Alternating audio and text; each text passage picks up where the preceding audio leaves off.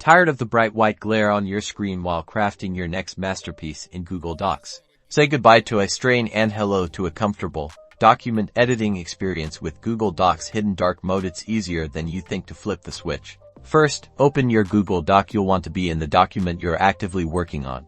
Look up at the menu bar at the very top of your screen. We're going to navigate to the View menu. Click on View. A drop-down menu will appear. Within this drop-down, you'll see several options. Scan down until you find dark mode. Currently, it's likely unchecked, meaning you're in the standard light mode. Simply click on dark mode. Watch as your document and the interface instantly transform.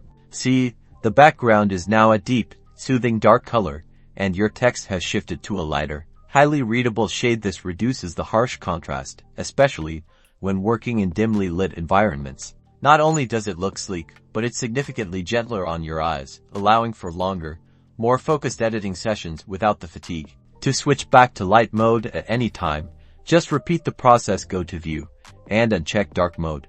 It's that simple to customize your Google Docs experience for maximum comfort and productivity. Now you can conquer your documents, day or night, with a more inviting interface.